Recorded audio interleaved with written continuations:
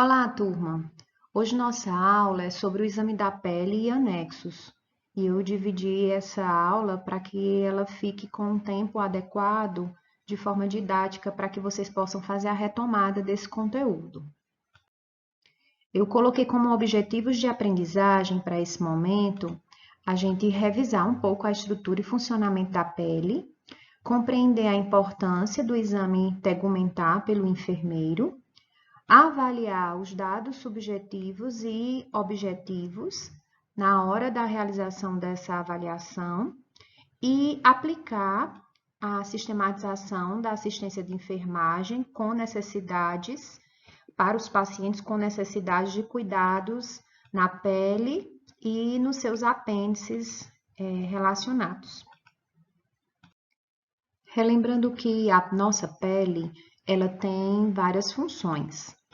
Uma delas é de regular a nossa temperatura, a de promover as nossas sensações dolorosas e táteis, a síntese de vitamina D, a excreção através das glândulas sudoríparas e sebáceas e a de nos proteger, já que é o nosso maior órgão, é o que nos protege e também possuem células de defesa que nos auxiliam nesse processo de proteção. Relembrando a histologia de uma pele normal, nós temos as camadas da pele, a epiderme, que é essa porção superior, que é todo o revestimento, a camada intermediária, que é a derme, por onde passam vasos sanguíneos, glândulas sudoríparas, glândulas sebáceas, terminações nervosas, então todas as estruturas que são importantes nessa pele. E nós temos a camada inferior, que é a hipoderme ou uma teia do tecido subcutâneo, que promove o acolchoamento, a maleabilidade da nossa pele e dá também o conforto térmico. Nós temos como apêndices epidérmicos os pelos, as glândulas sebáceas, as glândulas sudoríparas e as nossas unhas. Todos esses apêndices, eles têm algumas funções. E a gente vai ver ao longo da nossa aula o quão é importante que nós avaliemos os pacientes com relação a esses apêndices, porque também poderão apresentar alguns dados objetivos e subjetivos nessa avaliação de um comprometimento que o paciente tem a nível sistêmico. O enfermeiro, ele atua no cuidado aos pacientes que sofrem com alguma alteração na pele, mas ele também deve atuar na manutenção da saúde da pele. Então, pensando no aspecto avaliativo e de manutenção da saúde da pele, o enfermeiro ele precisa reconhecer quais são os sinais que podem refletir alterações sistêmicas ou alterações locais. Para isso, a gente considera que é um grande desafio para a equipe de enfermagem, porque a gente precisa ficar alerta a essas alterações que podem estar alterando o aspecto sistêmico e local. Também o enfermeiro ele atua no tratamento de algum problema relacionado à integridade da saúde da pele. E aí, nesse sentido, ele tem como objetivo manter essas funções de forma estética, de proteção de barreira, de termorregulação sensorial, para viabilizar o aspecto sistêmico como um todo. Nesse sentido, o enfermeiro ele precisa integrar qualquer ação de cuidado na prática assistencial, para promover esse cuidado ao paciente.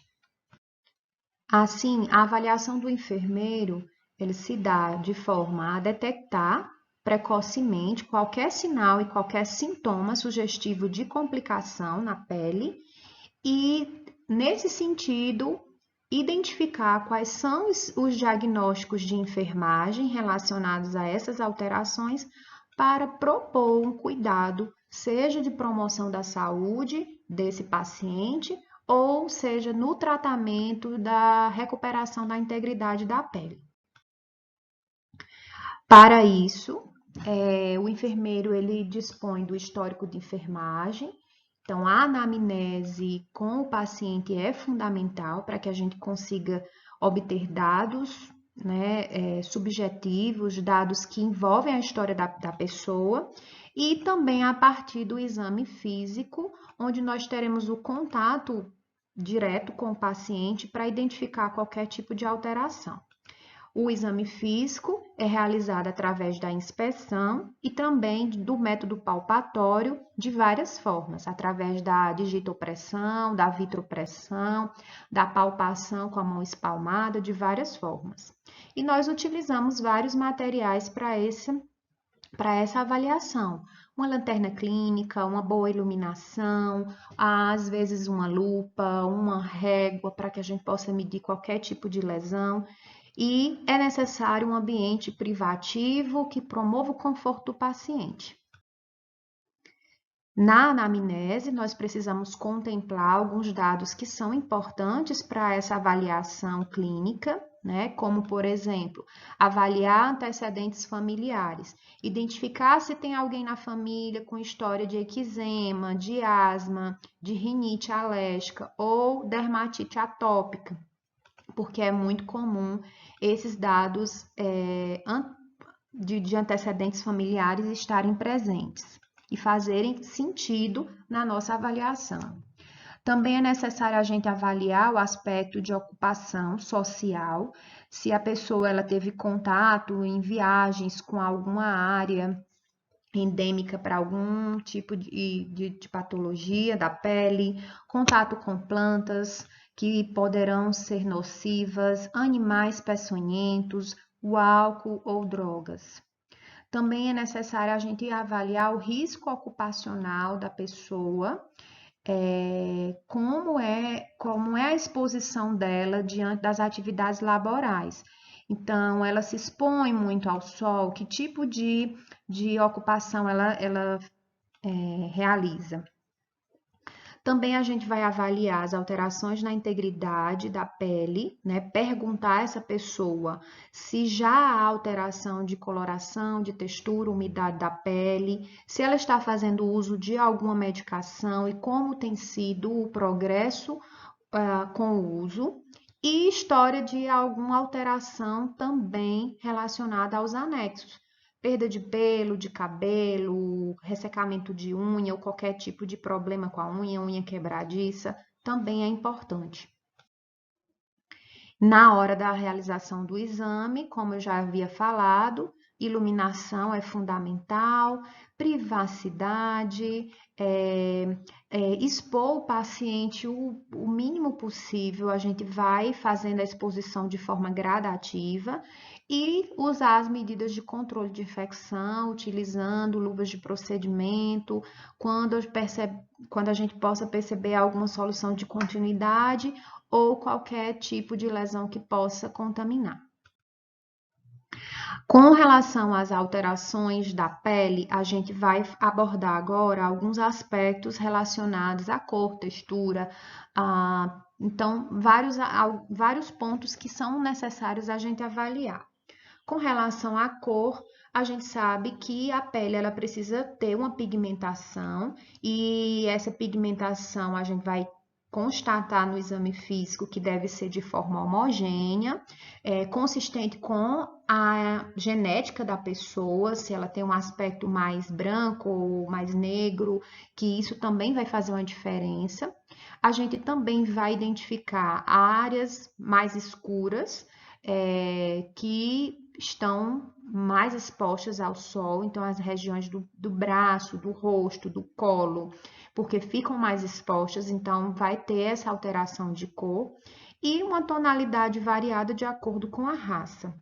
Lembrando que algumas áreas, mesmo no paciente que tem uma pele mais enegrecida, as áreas elas também variam um pouco de tonalidade.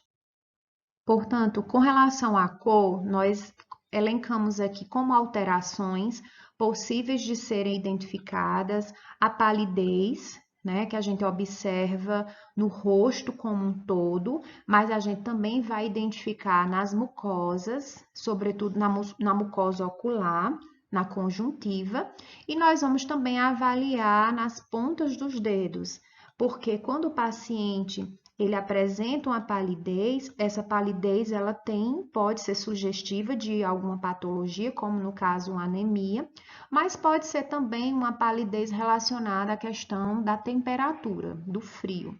E aí a gente faz essa avaliação junto com os dados que nós obtivemos no histórico de enfermagem.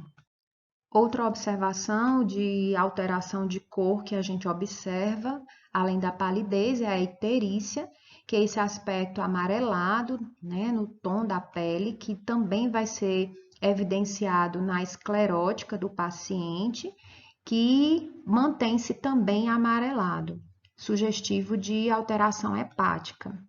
E também a gente vai observar um eritema, né?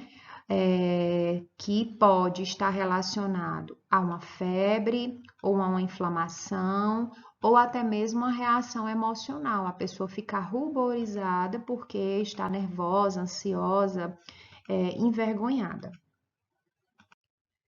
Temos também como alteração de cor de pele o aspecto cianótico, onde o paciente apresenta essa cor arroxeada nas extremidades, sobretudo ponta dos dedos, ponta dos pés, né? Lábios, ponta do nariz, lóbulo da orelha e a própria unha. A gente já falou das polpas digitais. Então, é importante a gente observar isso na inspeção, que pode estar relacionado, sobretudo, com alterações de perfusão da pele e também pode estar relacionado ao aspecto fisiológico quando o paciente se encontra num ambiente com a temperatura muito baixa.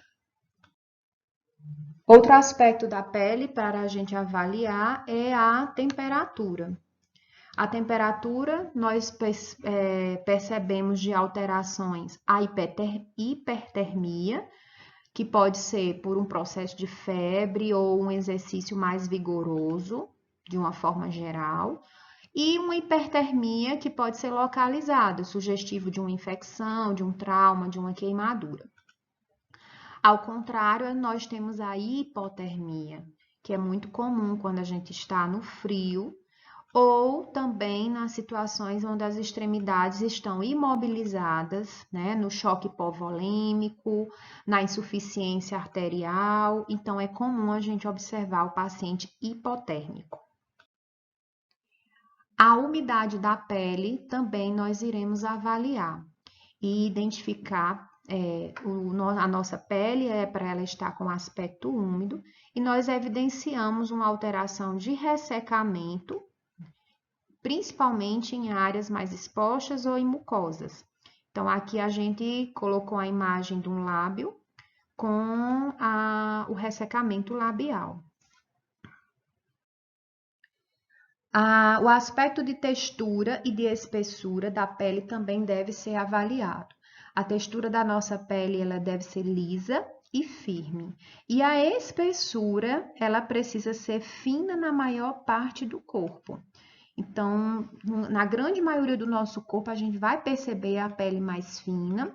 Entretanto, algumas áreas nós vamos perceber que a espessura ela vai ficar mais grossa, como por exemplo, na palma das mãos, com a formação de calos, ou também na planta dos pés, em algumas regiões, também com a formação de calo, que significa dizer que a epiderme ela teve um crescimento maior por conta de uma adaptação à pressão no local que foi de forma excessiva.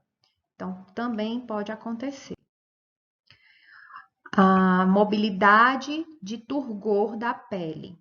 nós percebemos que a nossa pele ela eleva facilmente quando nós fazemos a palpação em pinça para avaliar a mobilidade ou para avaliar também o turgor da pele. Então, quando nós elevamos a pele facilmente, nós estamos avaliando a mobilidade. E quando nós soltamos essa prega, nós estamos avaliando o turgor dela. Então, a capacidade que ela tem de retornar facilmente em poucos segundos. Que dessa forma nós avaliamos se o paciente está hidratado ou desidratado. Outro aspecto que nós avaliamos na pele é a presença de edema, líquido nos tecidos. Com a digitopressão, nós pesquisamos o cacifo, né, o edema em vários graus, mais 1 para mais 4, mais 2 para mais 4, mais 3 para mais 4 ou mais 4 para mais 4, né, tendo essa referência. E também percebemos o edema generalizado, que é a nasarca. Quanto à vascularização, a gente percebe algumas alterações na pele no que se refere aos angiomas, que nós vamos identificar que são essas pequenas elevações lisas, avermelhadas. Nós temos também as petequias, que são esses pequenos pontinhos vermelhos na pele, com menos de 5 centímetros. E nós temos também a equimose, que no caso é uma mancha mais avermelhada, arroxeada, tem um aspecto, uma cor que vai variando ao longo dos dias, que apresenta um tamanho mais do que 5 centímetros, e a telangiectasia, que tem esse aspecto de vascularização como se fosse um formato de uma teia de aranha. Nós também temos presença de lesões. Nós vamos identificar através da inspeção e a palpação, sobretudo tendo cuidado para não se contaminar com qualquer solução de continuidade, porque quando há qualquer outro tipo de lesão, a gente vai avaliar a cor, a elevação, né, se ela tem alguma elevação, qual é o formato padrão dessa lesão, qual é o tamanho que ela está apresentando, a localização e distribuição no corpo, se é de forma isolada ou disseminada, distribuída, e se há exudato.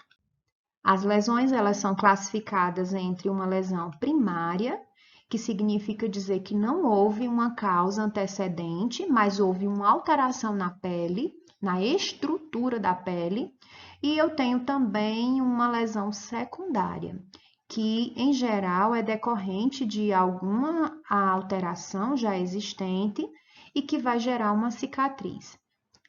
Esses dois tipos de lesões nós vamos deixar para dar continuidade na nossa próxima aula. Como material de estudo, vocês têm a Nanda, que está disponível na biblioteca virtual, o livro Anamnese e Exame Físico, da professora Alba Lúcia, também na biblioteca virtual. Esses dois livros eu já disponibilizei o link para vocês na biblioteca. E também o livro da Jarvis, que no caso o que eu enviei para vocês foi a versão de guia de bolso, para que vocês tenham também como material para fazer essa retomada de aprendizagem. Bons estudos para vocês!